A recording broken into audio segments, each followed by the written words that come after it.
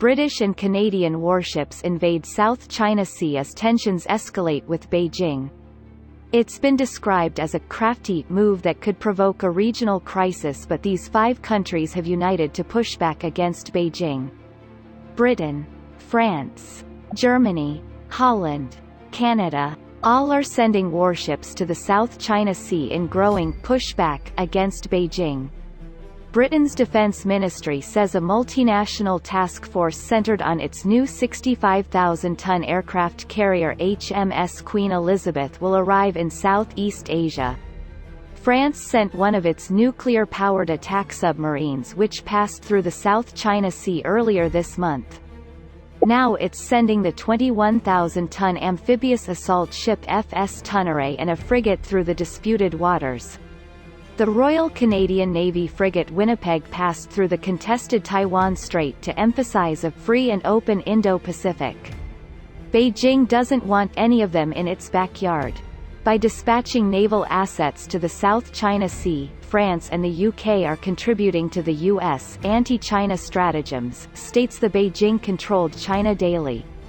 It accuses the West of a crafty and neo-imperial scheme to support Taiwan, Japan, South Korea, Vietnam, Malaysia, the Philippines and Indonesia, which could in turn provoke regional crisis.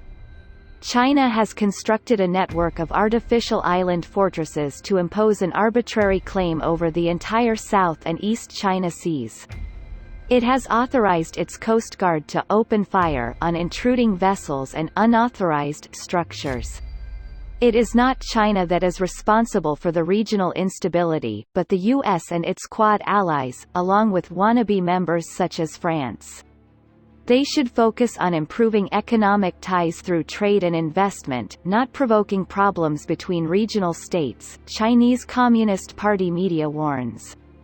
French Armed Forces Minister Florence Parly announced earlier this month that the submarine FS Emeraude voyaged through the South China Sea to enrich our knowledge of this area and affirm that international law is the only rule that is valid, regardless of the sea where we sail.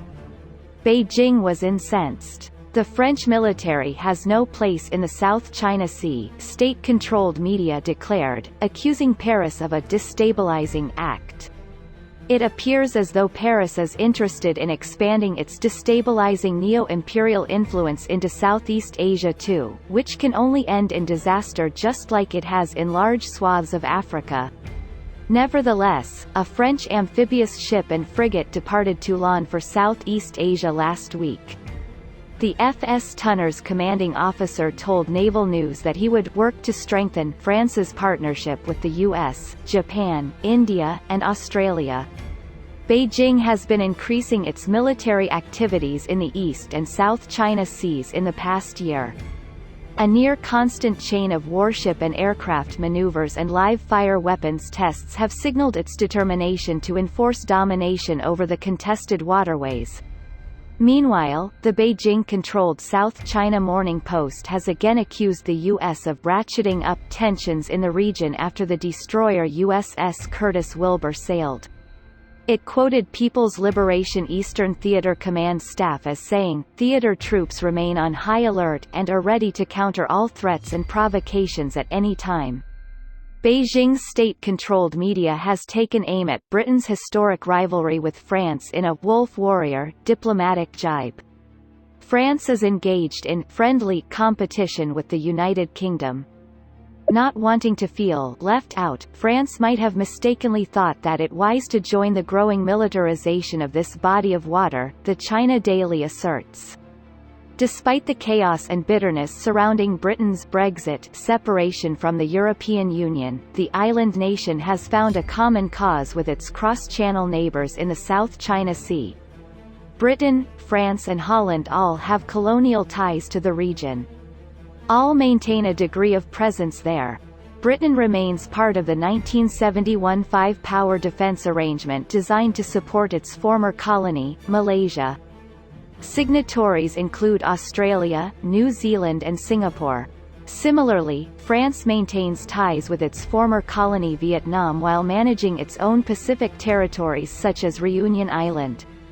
And the Netherlands, which says it will send a warship to accompany HMS Queen Elizabeth, has emphasized that the United Nations law of the sea must form the basis of any dispute resolution. Meanwhile, Germany is planning to send a frigate to Japan as a sign of solidarity over its East China Sea dispute with Beijing.